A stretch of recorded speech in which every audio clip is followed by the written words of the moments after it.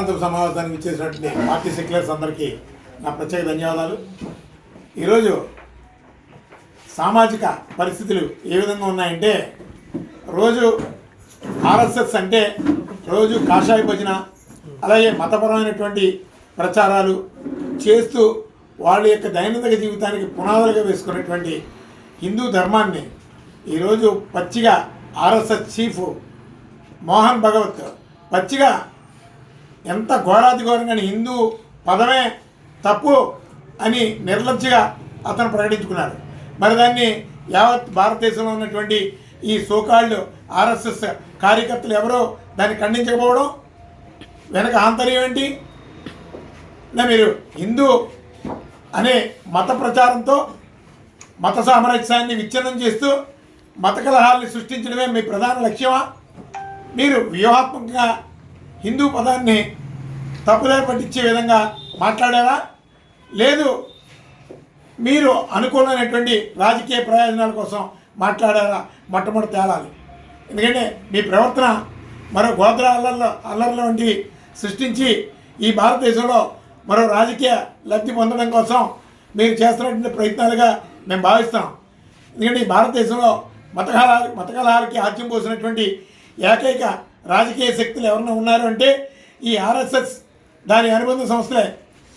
మతమే వాళ్ళకి ఒక ప్రధాన అస్త్రం, మతమే వాళ్ళకి ఒక రా మెటీరియల్. దాన్ని బేస్ చేసుకొని ఇప్పుడు మోహన్ భగవత్ ఘోరమైనటువంటి పదాన్ని వాడాడు. హిందూ పదమే మొట్టమొదటి తప్పని. దాని వెనకైతే కొన్ని ఉన్మాద శక్తులు క్రిస్టియానిటీని అడ్డుపెట్టుకోవడం, అలాగే ముస్లిమ్స్ని అడ్డుపెట్టుకోవడం, మేమున్నాం రెడీగా అని మోహన్ భగవత్ కౌంటర్ ఇస్తూ, అది ఎలాంటి పదాలు ఏంటంటే అసలు హిందూ పదమే తప్పు, హిందూ మతమే తప్పు, హిందూ సాంప్రదాయాలే తప్పని కొంతమంది బైరాగులు సోషల్ మీడియాలోకి వచ్చేసి ఇది ఒక మతపరమైనటువంటి వివాదాలు సృష్టించేటటువంటి కుట్రలు చేసేసారు. ప్రతి సోషల్ మీడియాలోనే అవే నడుస్తున్నాయి. అసలు మోహన్ భగవత్ ఒక మానసిక రోగిలాగా ప్రవర్తించాడు. దాని మీద ఆర్ఎస్ఎస్ వారు ఖచ్చితంగా సమాధానం చెప్పాలి. మోహన్ భగవత్ యావత్ అఖండ భారతదేశ హిందూ ధర్మ ప్రచారానికి, హిందూ ధర్మానికి ఖచ్చితంగా బహిరంగ క్షమాపణ చెప్పాలి. అసలు మేమైతే రాష్ట్రీయ ప్రజా కాంగ్రెస్ పార్టీ నుంచి మొట్టమొదటి నుంచి చెప్తున్నాం, ఆర్ఎస్ఎస్ ఈ సమాజానికి చాలా ప్రమాదం. ఆర్ఎస్ఎస్ సంస్థనే నిషేధించమని అంటున్నాం. ఆర్ఎస్ఎస్ సంస్థకి ఉన్నటువంటి అనుబంధ సంస్థలను కూడా నిషేధించమని చెప్తున్నాం. మీకు హిందూ ధర్మానికి భద్రత లేదు మీ వల్ల, అలాగే సమాజానికి భద్రత లేదు. కేవలం మీ కొన్ని స్వార్థ ప్రయోజనాల కోసం, మీ రాజకీయ ఆధిపత్యాన్ని, మీ సొంత ప్రయోజనాల కోసం ఒక మతానికి మీరు ఒక బానిసలుగా బ్రతుకుతూ ఆ బానిసత్వాన్ని వ్యవస్థకి నష్టం చేసేటటువంటి చర్యలు మీరు చేస్తున్నారు. మీకంటూ ఒక ఎజెండా లేదు. హిందూ ధర్మం చాలా పవిత్రమైనటువంటి ధర్మం అని యావత్ భారతదేశం ప్రపంచవ్యాప్తంగా ఈరోజు ఒప్పుకుంటున్నారు. అమెరికా లాంటి కంట్రీస్ కూడా, స్విట్జర్లాండ్ లాంటి కంట్రీస్ కూడా ఈరోజు హిందూ ధర్మాన్ని పూజిస్తున్నారు.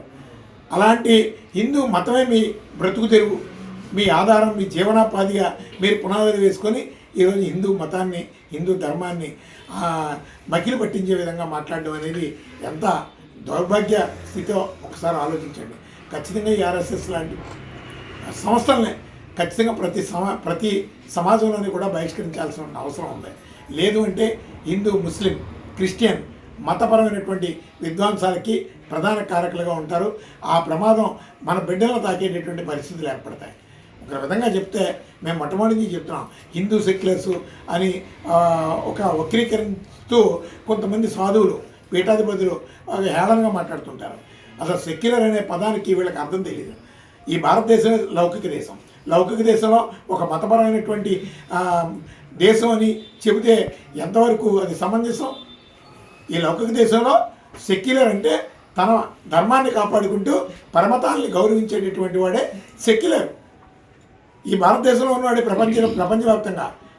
అంతేగాని దీనికి హిందూ సెక్యులరు, ముస్లిం సెక్యులరు, క్రిస్టియన్ సెక్యులర్ అని కొంతమంది బైరాగులు, మత ముసుగులో ఉన్నటువంటి బైరాగులు తప్పుడు వక్రీకరణలతో ఈ వ్యవస్థలో తప్పుడు ప్రచారాన్ని సాగిస్తున్నారు. అందుకని ప్రజలు అప్రమత్తంగా ఉండండి.